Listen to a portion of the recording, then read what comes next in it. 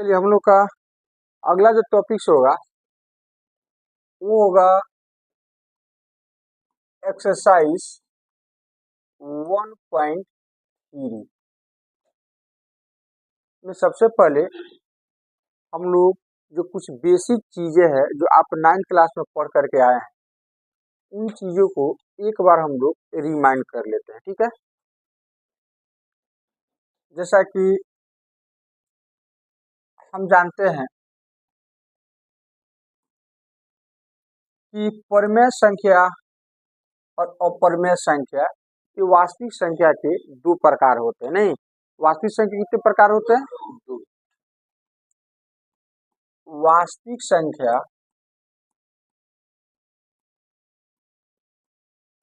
जो है दो टाइप का होता है।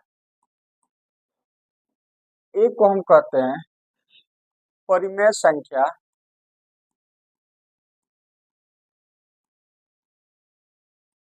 परिमेय संख्या, और दूसरे को कहते हैं हम अपरिमेय संख्या, अपरिमेय संख्या।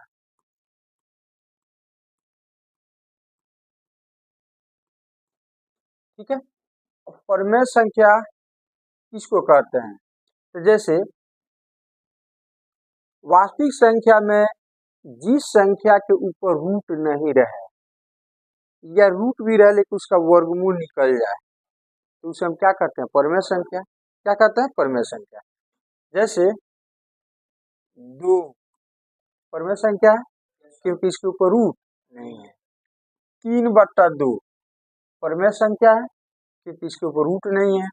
-1/2 परिमेय संख्या है क्योंकि इसके ऊपर रूट नहीं है। इस तरह से बहुत सारी संख्याएं जो होती है वो परिमेय संख्या होती है। अच्छा, अपरिमेय संख्या जो रूट के अंदर हो जिसका वर्गमूल नहीं निकले, जैसे √2, √3, 2√3, नहीं, इस टाइप की संख्याएं जो होती है ना वो अपरिमेय कहलाती है। तो सवाल ये है कि इसका डिफिनीशन हम कैसे देंगे? नहीं, तो डिफिनीशन के लिए हम ये भी बोल सकते हैं कि वे सभी वास्तविक संख्याएं जिसका वर्गमूल नहीं निकले, मतलब ये सभी वास्तविक संख्याएं जो रूट के अंदर नहीं हो, है कि नहीं, रूट के अंदर नहीं हो, जिसका जो रूट के अंदर नहीं हो तो क्या कहलाती है? परिमेय संख्या। अब ये सभी संख्याएं जो रूट के अंदर हो और जिसका वर्गमूल नहीं निकले, तो रूट के अंदर होना चाहिए और उसका वर्गमूल नहीं निकले तो उसे हम क्या कहते हैं? अपरिमेय संख्या कहते हैं। लेकिन ये डिफिनीशन जो है हम लिखने के लिए नहीं लिखते हैं। जनरली हम लोग ये डिफिनीशन लिखते हैं परिमेय संख्या के बारे में कि वे सभी संख्याएं जो p/q के रूप का हो जहाँ q 0 नहीं। जनरली लोग डिफिनीशन में क्या लिखते हैं कि वे सभी संख्याएं जो p/q के रूप का हो जहाँ q जो है हर जो है 0 नहीं हो तो वे सभी संख्याएं जो होती है ना वास्तविक संख्या कहलाती है। तो आखिर ये p/q हम बोलते क्यों है, इस चीज को हमको फोकस करना है और डिफिनीशन कुछ इसी लॉजिक से आपको लिखना है। तो चलो हम बात करते हैं। तो इसको समझने के लिए आपको पूर्णांक संख्या पता होना चाहिए। पूर्णांक संख्या किसको कहते हैं? पूर्णांक संख्या किसको कहते हैं? पूर्णांक संख्या जैसा कि आप पढ़ चुके हैं, स्टार्टिंग में भी आपको इंट्रोडक्शन में फर्स्ट ईयर पढ़ाए थे, तो दिक्कत हो तो वहां से वीडियो आप देख लीजिएगा। पूर्णांक संख्या किसको कहते हैं? गिनती की संख्या को ही पूर्णांक संख्या कहते हैं। गिनती की संख्या को ही क्या कहते हैं? पूर्णांक संख्या। यदि उसका चिन्ह प्लस रहे तो धनात्मक पूर्णांक बोलते हैं, अब माइनस रहे तो ऋणात्मक पूर्णांक। और शून्य भी क्या होता है? एक पूर्णांक होता है। क्या होता है? बस हो गया डिफिनीशन याद? नहीं, प्राकृत संख्या को ही क्या कहते हैं? पूर्णांक कहते हैं। फर्क यही है प्राकृत संख्या के पहले यदि प्लस हो जाए तो धनात्मक पूर्णांक, और वहीं माइनस लगा दो ऋणात्मक पूर्णांक हो जाएगा। क्या हो जाएगा? ऋणात्मक पूर्णांक। तो पूर्णांक संख्या में क्या होता है?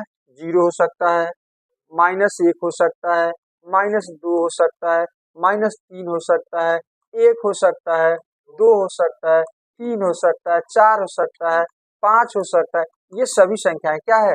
पूर्णांक संख्या है।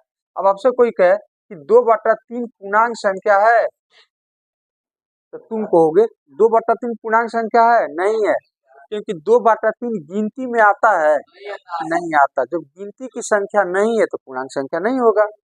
तो सबसे पहला शर्त है कि गिनती की संख्या होना चाहिए, और उसके बाद चिन्ह देखेंगे। यदि माइनस है तो ऋणात्मक पूर्णांक बोलेंगे, और प्लस रहेगा तो धनात्मक पूर्णांक बोलेंगे, पॉजिटिव इंटीजर और नेगेटिव इंटीजर बोलेंगे। तो ये तो पूर्णांक नहीं है, ये गिनती की संख्या नहीं है, मतलब पूर्णांक संख्या, पूर्णांक संख्या नहीं। तो चलो अब यहाँ पर जो उदाहरण हमने लिया है, जैसे यहाँ पर 2 हमने लिया था, हमने बोला था ये पूर्णांक, ये परिमेय संख्या है। तो देखो 2 है तो 2 के नीचे कभी भी हम बाटा में जो है ना कोई संख्या के हर में 1 लिख सकते हैं, कभी भी लिख सकते हैं, जरूरत पड़ेगा तो 1 लिख देते हैं। अब ध्यान से देखो, ये हमने बोला कि ये परिमेय संख्या है, ये भी क्या चीज है, परिमेय संख्या। ये भी देखते हैं कि इसका रूप क्या चीज है। देखो परिमेय संख्या में क्या मिलता है हमको, ये बाटा मिलता है, बाटा के ऊपर जो होता है ना वो पूर्णांक होता है, अंश भी क्या होता है पूर्णांक, और हर भी क्या होता है पूर्णांक। तो देखो ये 2 कौन सी है, पूर्णांक, 2 क्या चीज है, और हर क्या चीज है, ये भी एक पूर्णांक है। अच्छा इसको लेते हैं, हमने कहा कि ये भी परिमेय संख्या है क्योंकि इसके ऊपर रूट नहीं है, तो चलो ये भी पूर्णांक संख्या है। थोड़ा सा आइडिया ले लेते हैं किस फॉर्म में, किस रूप में चल रहा है। अच्छा बाटा है, इसमें बाटा के ऊपर क्या चीज है, ये भी पूर्णांक हो गया, और ये भी क्या हो जाएगा, पूर्णांक हो जाएगा, नहीं।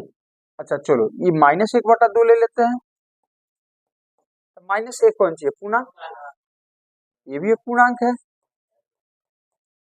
और ये भी कौन सी है, पूर्णांक है, भले ही ऋणात्मक पूर्णांक धनात्मक पूर्णांक हो। ये ऋणात्मक पूर्णांक निगेटिव इंटीजर, ये पॉजिटिव इंटीजर है। अब ज्यादा हम नहीं लिखेंगे, ज्यादा हम नहीं लिखेंगे, यदि ये समझ में आ जाएगा तो बाकी भी हम क्या हो जाएगा, समझ में आ जाएगा। तो देखो ध्यान से, ये भी परिमेय संख्या, ये भी परिमेय संख्या, ये भी परिमेय संख्या, और प्रत्येक परिमेय संख्या जो है ना पूर्णांक बटा पूर्णांक के रूप का है, पूर्णांक बटा। तो देखो ये भी पूर्णांक, ये भी पूर्णांक, तो हमारे मैथमेटिशियन ने क्या किया, कहा कि पूर्णांक बटा पूर्णांक है ना, तो दोनों पूर्णांक है, तो क्यों नहीं इसको हम कुछ अलग संकेत से सूचित करें, इसको एक अलग नाम संकेत से सूचित करें। तो ऊपर वाले पूर्णांक को लिखा गया p, और नीचे वाले पूर्णांक को क्या मान लिया गया, q, नहीं। अब हम देखो तो ये भी कौन सी है, पूर्णांक है, ऊपर वाले पूर्णांक हमारे अंश को, हाँ न्यूमरेटर का हमारे पूर्वजों ने क्या कहा, p लिखे ना, और डिनोमिनेटर हर को क्या लिखे ना, q। तो ये भी हम कह सकेंगे भाई अभी p/q के रूप का है, ये भी क्या चीज है, p/q के रूप। तो हम देख रहे हैं कि जो भी परिमेय संख्याएं हैं वो सब क्या चीज है, p/q के रूप का है। इसलिए डिफिनीशन में हम बोलते हैं कि जो भी परिमेय संख्याएं होती है वो p/q के रूप का होती है, p/q के। और वहीं से हमारा डिफिनीशन आया कि परिमेय संख्या क्या है, तो आप बोलते हैं कि वे सभी संख्याएं जो पूर्णांक बटा पूर्णांक के रूप का हो, तो पूर्णांक बटा पूर्णांक न बोलकर हम क्या बोलते हैं, p/q के रूप का। तो वे सभी संख्याएं, वास्तविक संख्याएं जो p/q के रूप का हो परिमेय संख्या कहलाती है। मतलब जो पूर्णांक बटा पूर्णांक का हो उसे हम परिमेय संख्या कहते हैं। अब एक चीज बताओ, एक चीज बताओ आप, कि यदि कोई इस तरह से लिख देता है 2/0, ठीक है, अब वो पूछेगा कि ये परिमेय संख्या है कि नहीं। तो देखो ये ऊपर तो पूर्णांक है, अंश तो पूर्णांक हो गया, और हर भी तो, 0 भी तो पूर्णांक है, तो ये भी कौन सी है, पूर्णांक है। तो इस लॉजिक से आप, तो ये भी p/q का हो गया, तो पूर्णांक हम बोल सकते हैं, पूर्णांक हम, लेकिन अभी आप इस चीज को पूर्णांक हम नहीं बोलेंगे, परिमेय संख्या इसको नहीं बोलेंगे, नहीं बोलेंगे इसको परिमेय संख्या। इसलिए नहीं बोलेंगे कि हर में डिनोमिनेटर में कभी भी 0 आता है ना तो अपरिभाषित होता है, मतलब अनडिफाइंड होता है, मतलब इस तरह की संख्या का मान हम नहीं ज्ञात कर सकते हैं, हम नहीं ज्ञात कर सकते। और समझ ना, तो कभी भी यदि कोई मैथ आप बनाते हो, यदि हर में बाई 0 आ जाता है तो समझना ये हम कहीं न कहीं गलत किए हैं या सामने वाला हमको गलत प्रश्न दिया है, क्योंकि हर में कभी जीरो आ ही नहीं सकता। याद रहेगा इतना कि किसी भी परिमेय संख्या का हर जो होता है या किसी भी संख्या का हर जो होता है वो जीरो नहीं हो सकता है। तो इसीलिए हर में जब जीरो आए, जीरो पूर्णांक है, लेकिन शर्त यह है कि हर का जो पूर्णांक है ना, कुछ भी हो लेकिन जीरो नहीं आना चाहिए। इसीलिए जब हम परिभाषा बोलते हैं कि वे सभी संख्याएं जो वास्तविक संख्याएं जो p/q के रूप का हो लेकिन हर जीरो नहीं होना चाहिए। तो यहाँ पर डिफिनीशन में लिखते हैं हम लोग कि वे सभी संख्याएं मतलब वास्तविक संख्याएं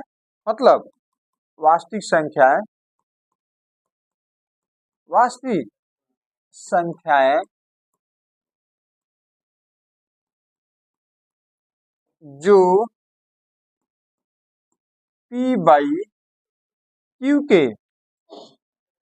p/q के रूप का हो, परंतु q is not equal to zero. हर जीरो नहीं होना चाहिए, इसीलिए बराबर देकर क्या किए हम काट किए, मतलब बराबर जीरो नहीं होना चाहिए। q बराबर जीरो नहीं होना चाहिए, q is not equal to zero, ये नहीं होना चाहिए। तो ये सभी संख्या है वास्तविक संख्या जो p/q के रूप का हो, क्या कहलाता है? परिमेय संख्या कहलाता है। परंतु q is not equal to zero परिमेय संख्या कहलाता है, परिमेय संख्या कहलाता है, परिमेय संख्या कहलाता है। कोई दिक्कत? ये हो गया हमारा परिमेय संख्या का उदाहरण हो जाएगा। कुछ भी हो जाएगा, कुछ भी, शर्त यही है कि रूट में नहीं होना चाहिए। 4/-3 हो सकता है, 2/27 हो सकता है, ये सब परिमेय p/q के रूप। देखो ये पूर्णांक है, ये पूर्णांक है तो p/q के रूप का, हाँ परिमेय संख्या है। ये पूर्णांक है, गिनती की संख्या है, ये गिनती की संख्या है, हर छोटा बड़ा सा कोई मतलब नहीं, p/q के रूप का हुआ, परिमेय संख्या हो गया, परिमेय संख्या हो गया। तो हमें सिर्फ ये देखना है कि जो बाटा के ऊपर है ना वही पूर्णांक होना चाहिए, और हाँ मतलब हर भी पूर्णांक और अंश भी पूर्णांक, दोनों ही पूर्णांक हो, छोटा बड़ा कुछ भी हो उसे मतलब नहीं है। शर्त यही है कि हर कभी भी जीरो नहीं होना चाहिए, नहीं होना चाहिए। याद रखिए इतना।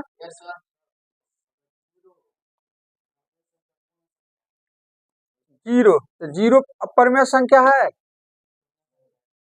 है, क्योंकि जीरो को हम 0/1 लिख सकते हैं। कोई भी संख्या अंश के फॉर्म में रहता है, हर के, जैसे मान लो ये 5 है, तो अंश है कि हर है? अंश है। इसके नीचे हम कभी भी एक, तो जीरो हमने आपसे पूछा कि अंश का फॉर्म है, इसके नीचे हम एक लिख सकते हैं। तो हमारा क्या बताए थे कि हर जीरो नहीं होना चाहिए, अंश जीरो हो चलेगा। तो ये भी पूर्णांक, ये भी पूर्णांक, तो पूर्णांक बटा पूर्णांक परिमेय संख्या है, तो जीरो भी एक परिमेय संख्या, जीरो भी एक परिमेय संख्या। याद रहेगा। √3/2 परिमेय संख्या है, p/q के रूप का है? नहीं है, क्योंकि रूट के अंदर आ गया, ये तो पूर्णांक नहीं है। है पूर्णांक, गिनती में आता है √3 नहीं, तो ये पूर्णांक नहीं है। तो ये पूर्णांक नहीं है तो फिर इसको हम देखबे नहीं करेंगे। शर्त यह है कि दोनों ही पूर्णांक होना चाहिए, अंश भी हर भी, लेकिन हर जीरो नहीं होना चाहिए, हर जीरो। याद रहेगा। चलिए आगे बढ़ते हैं हम लोग। अब हम बात करते हैं अभाज्य संख्या का, स्वअभाज्य संख्या, स्वअभाज्य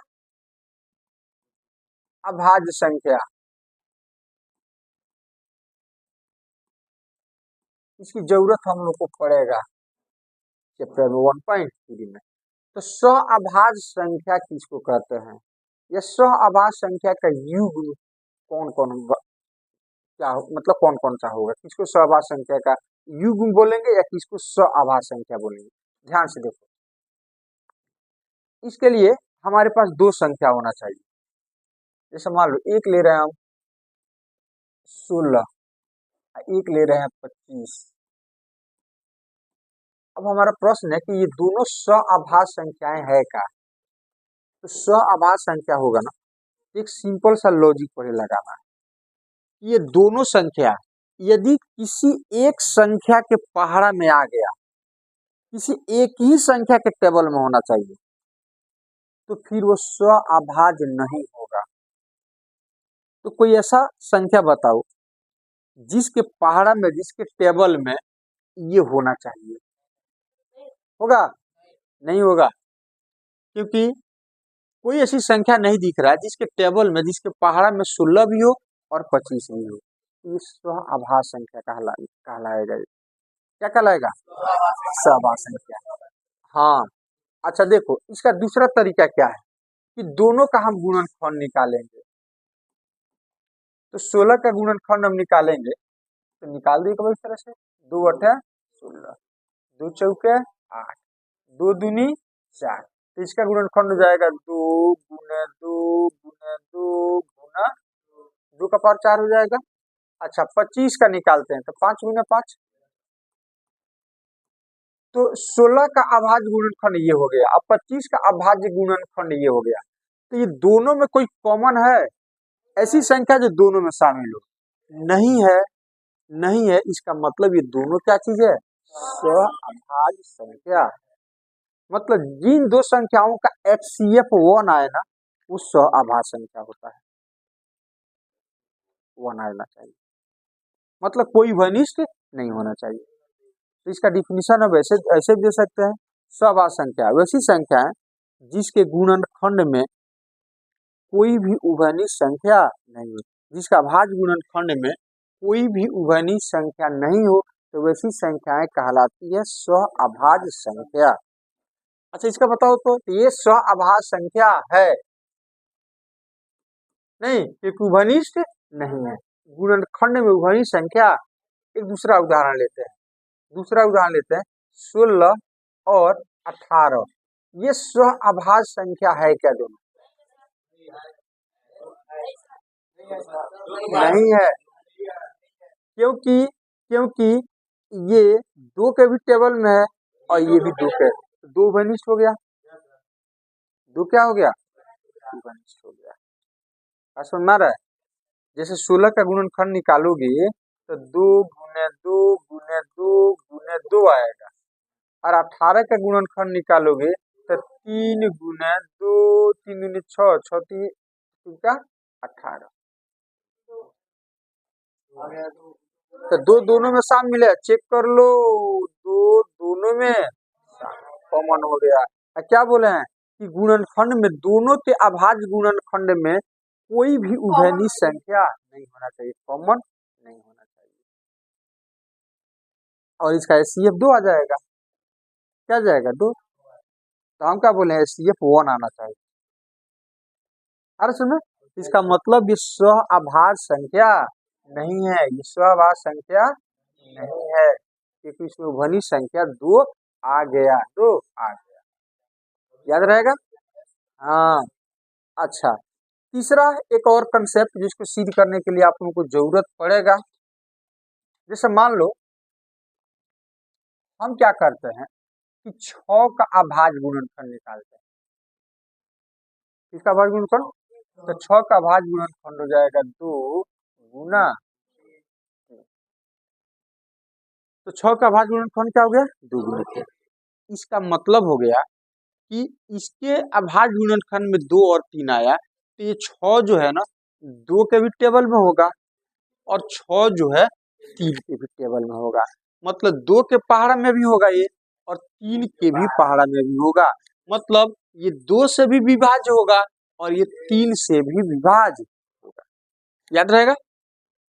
क्या करना समझ आ रहा है कि किसी संख्या का गुणनखंड आप निकालते हो और उस संख्या के गुणनखंड में जो भी अभाज्य संख्याएं आती है, वो सभी से ये मूल संख्या जो होगा क्या होगा? विभाज्य होगा। अच्छा अब ध्यान से देखो, हम कहते हैं आपसे कि 20 जो है वो 3 से विभाज्य है कि नहीं आपको बताना है। तो इसका तरीका आपको पहले बताना है, कौन कौन सा तरीका से, कौन कौन सा लॉजिक से आप ये कह रहे हैं कि 3 से विभाज्य नहीं है। देखो ध्यान से, विभाज्यता के नियम, चलिए बिल्कुल सही है कि इसको जोड़ने पर 3, इसके अंकों को जोड़ने पर 3 आ जाए, नहीं तो नहीं आ रहा है, तो आपने कहा कि 3 से विभाज्य नहीं। दूसरा लॉजिक भी है इसका कि इसका अभाज्य गुणनखंड निकालेंगे, और अभाज्य गुणनखंड में यदि 3 आ गया तो 3 से विभाज्य होगा, नहीं आएगा तो यही लॉजिक लेकर के हम आगे बढ़ने वाले हैं कि जब भी आपसे पूछा जाए कि ये बताओ ये 3 से विभाज्य है कि नहीं, तो कहोगे इसका आप पहले अभाज्य गुणनखंड निकालो। यदि अभाज्य गुणनखंड में 3 आ गया तो विभाज्य होगा उससे, और नहीं आएगा तो विभाज्य नहीं होगा। तो हम क्या करते हैं, इसका गुणनखंड निकालते हैं। तो इसका गुणनखंड हो जाएगा 2, 2 दाएं तो 10 का गुणनखंड हो जाएगा 2 गुना 5। तो देखो 20 के अभाज्य गुणनखंड में 2 और 5 आ गया, तो ये 2 से कटेगा 5 से, बाकी किसी भी टेबल में, अभाज्य संख्या की बात करते हैं, किसी भी अभाज्य संख्या के टेबल में होगा। हर समय इसका मतलब हो जाएगा कि 20 जो है 2 से विभाज्य है और 5 से विभाज्य। 4 अभाज्य संख्या नहीं है ना, हम अभाज्य संख्या की बात कर रहे हैं, अभाज्य संख्या की बात कर रहे हैं। ये 2 से विभाज्य और 5, 3 इसके गुणनखंड में आया, इसका मतलब ये 3 से विभाज्य 4 से हो जाएगा, क्योंकि 4 इसके गुणनखंड में 4 गुना 5 हम उसको लिख सकते हैं, 4 गुना 5 हम लिख सकते हैं, लेकिन जब हम अभाज्य गुणनखंड फिलहाल निकाल रहे हैं तो इसीलिए 2 से विभाज्य होगा और 5 से, 3 से विभाज्य ऐसा में। अच्छा चलिए, अब हम बोलते हैं, ध्यान से देखो यहाँ पर हम बोलते हैं कि 26 जो है ना, अभी से लॉजिक से, कि 26 जो है ना 13 से विभाज्य। इसका मतलब अगर तुम कहोगे सर तो इसका गुणनखंड आप निकालेंगे ना तो 13 आएगा। अभी तो आप जान चुके हैं विभाज्यता का नियम क्या होता है। हम कह रहे हैं, हम ये कह रहे हैं 100% ये सत्य है जो हम बोल रहे हैं कि 26 जो है ना वो 13 से विभाज्य है। तो तुम कहोगे सर तो 26 के गुणनखंड में 13 आएगा, ये नहीं बोलोगे कि 26 के गुणनखंड में 13 आएगा, तो 13 गुना बाकी ईंट पत्थर कुछ भी आए, लेकिन 13 तो आना ही आना है। बाकी ईंट पत्थर कुछ भी आए, ईंट पत्थर कुछ भी आए, लेकिन 13 को आना है इसमें। कब? जब हम कह रहे हैं कि ये 26 से विभाज्य है तब, 13 से विभाज्य है तब, 13 से विभाज्य है तब। अच्छा फिर हम आपसे ये कहते हैं कि ये 27 बाबू 27 3 से विभाज्य है, तो तुम कहोगे सर इसके गुणनखंड में निकालोगे तो आप 3 आएगा, अब बाकी कुर्सी बेंच कुछ भी आए उसे हमको कोई मतलब नहीं है, लेकिन 3 तो आएगा ही आएगा, 3 तो आएगा ही आएगा, 100% आएगा। कब? जब हम कह दे रहे हैं कि ये 27 3 से विभाज्य है तब। अब बताओ हम यदि ऐसे बोले कि P 3 से विभाज्य है, हम ये कहते हैं P कोई संख्या है अब वो 3 से विभाज्य है, तो तुम कहोगे सर तो 3 के गुणन P का गुणनखंड निकालोगे ना तो उसमें 3 आएगा, गुने समथिंग कुछ भी आएगा, कुछ भी आएगा, ईंट पत्थर दीवार कुछ भी आए, लेकिन 3 उसमें आना ही है, 3 को आना ही है उसमें। हम पूछते हैं कि Q के गुणनखंड में 3 आएगा, तो तुम कहोगे सर इसका गुणनखंड आप निकालोगे तो 3 गुने ईंट पत्थर कुर्सी बेंच कुछ भी आए, लेकिन 3 इसमें आना आएगा। अब हम आपसे पूछते हैं तो बताओ तो ये P और Q सह-अभाज्य संख्या है क्या? हम आपसे पूछते हैं तो P और Q सह-अभाज्य संख्या है? नहीं है, क्योंकि इसके गुणनखंड में देखो दोनों में 3 आ गया, 3 कॉमन हो गया, 3 उभयनिष्ठ है, इसमें भी 3 इसमें भी 3, इसका मतलब फिर ये सह-अभाज्य संख्या नहीं है। अरे सर में तो हम कहेंगे P और Q सौ अभाज्य संख्या नहीं है। तो आगे जरूरत पड़ेगा तो इस लॉजिक को आप समझ सकते हैं, लॉजिक को आप समझ सकते हैं। अरे सर में तो चलिए आगे बढ़ते हैं। अब ध्यान से देखो यहाँ पर कि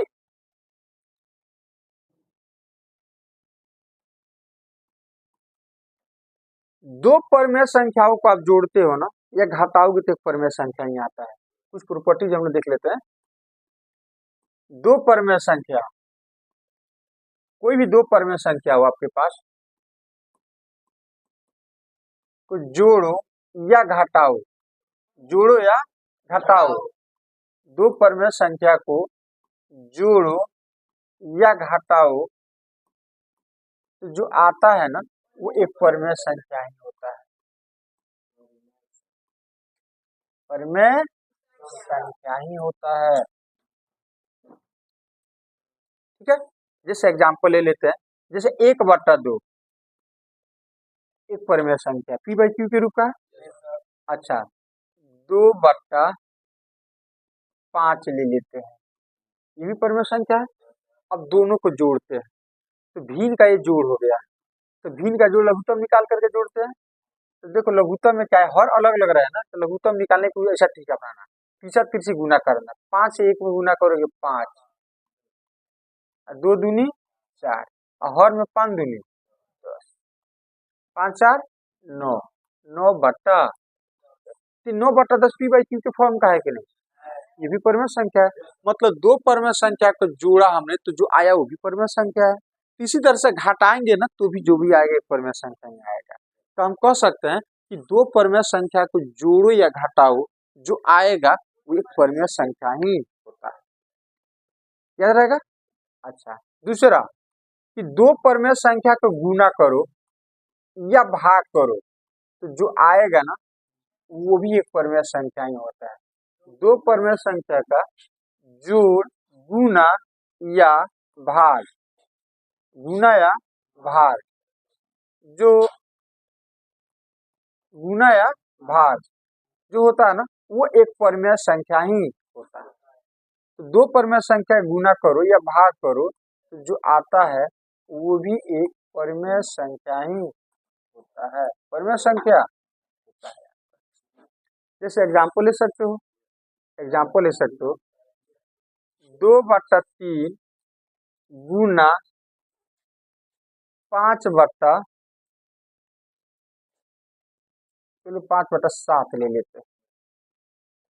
अब ये दोनों परमेय संख्या है, क्या चीज है, परमेय संख्या। तो इसको गुना करो तो 5 दूनी 10 और 7 तिया 21 हो जाएगा। तो 10/21 जो है ना ये भी कौन सी है, एक परमेय संख्या है। नहीं उसी तरह से यदि भाग भी करेंगे ना तो जो आएगा वो भी कौन सी हो जाएगा, परमेय संख्या, क्योंकि ये भी P/Q के रूप का है। अब P/Q के रूप के जो भी संख्याएं आती है क्या कहलाती है, परमेय संख्या, रेशनल नंबर कहलाता है। ये भी क्या हो गया आपका, परमेय संख्या। इस तरह से एक कंसेप्ट हो गया कि दो परमेय संख्या को गुना करो या भाग करो तो जो आता है वो क्या होता है, एक परमेय संख्या ही होता है। तीसरा तीसरा कि एक परमेय संख्या हो गया, एक परमेय संख्या हो गया, नहीं, और एक हो गया अपरमेय संख्या। तो परमेय संख्या और अपरमेय संख्या को जोड़ो या घटाओ तो जो आता है ना उसको हम अपरमेय ही बोलते हैं। क्या बोलते हैं, अपरमेय बोलेंगे। ये अपना हो जाएगा अपरमेय संख्या हो जाएगा, अपरमेय संख्या हो जाएगा। जैसे मान लो कि ये 2 हो गया, क्या चीज है, परमेय संख्या, इसके नीचे 1 छुपा हुआ है तो P/Q के रूप का हो गया। और यहाँ पे एक हम ले लेते हैं √2, तो 2 का वर्गमूल नहीं निकलेगा, नहीं निकलेगा तो ये क्या हो गया, अपरमेय।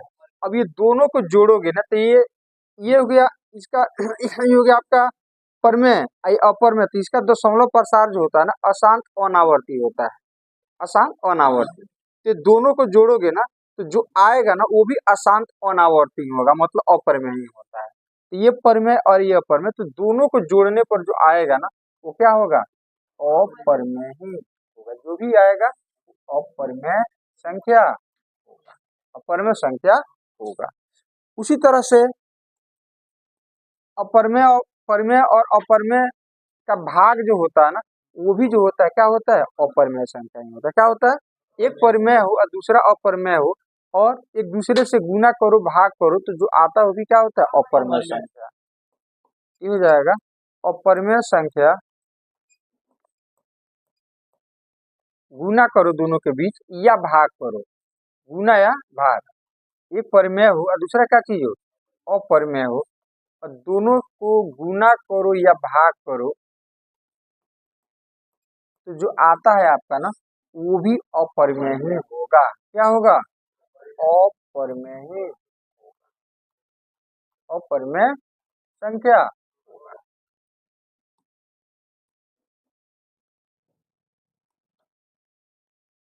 5 नंबर में एक अपरमेय हो, क्या चीज हो, और दूसरा भी अपरमेय हो। अपरमेय संख्या जोड़ो या घटाओ, दो अपरमेय संख्या को जोड़ो या घटाओ तो जो आता है ना वो भी अपरमेय ही होगा, अपरमेय संख्या। तो ये भी क्या होगा, अपरमेय संख्या ही होगा, अपरमेय संख्या होगा। जैसे एक √2 ले लो, एक ले लो √3, तो दोनों को जोड़ोगे ना तो जो अब जो भी आएगा रिजल्ट जो आएगा वो क्या होगा, अपरमेय ही, अपरमेय ही, अपरमेय संख्या होगा। 6 नंबर में एक अपरमेय हो,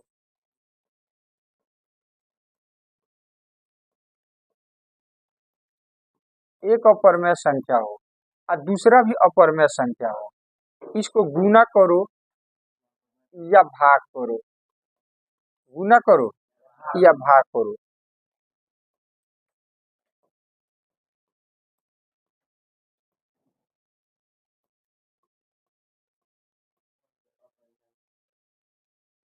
तो जो रिजल्ट आएगा ना वो परिमेय भी हो सकता है और अपरमेय, दोनों में से कुछ भी हो सकता है।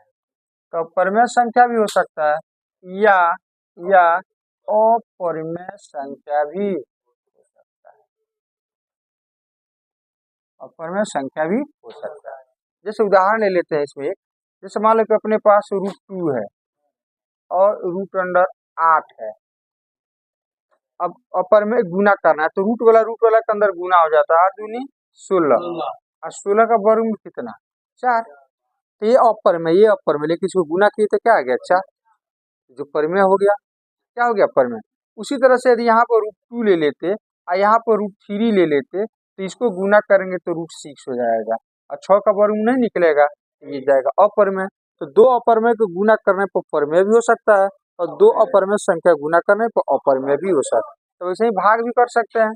जैसे मान लो एक अपरमेय संख्या हम √8 ले रहे हैं, इसी को हम 2 से भाग दे रहे हैं, तो दो अपरमेय में क्या होता है ना कि अपरमेय संख्या एक ही रूट से इसका काम चल जाएगा, तो हम चाहे तो इसको इतना देख सकते हैं 8 बट्टा, तो 2 चौका 8 और 4 का वर्गमूल कितना, 4 का वर्गमूल, एक परमेय हो गया।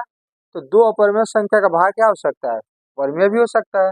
और वही हम यहाँ पे ले लें 6 बट्टा √, इसको हम चाहे तो इस तरह से लिख सकते हैं 6 बट्टा 3 दूनी 6, लेकिन ये रूट के अंदर ही रहेगा, 3 दूनी 6, ये क्या हो जाएगा, अपर, ये परिमेय हो गया, ये क्या हो जाएगा, अपर। इससे निष्कर्ष निकलता है कि दो अपरमेय संख्या का गुना करो या भाग करो तो परमेय भी हो सकता है, अपरमेय, दोनों में से कुछ भी हो सकता है। ये हो गया हम लोग का अपरमेय और परमेय संख्या को की कुछ प्रॉपर्टीज है नहीं।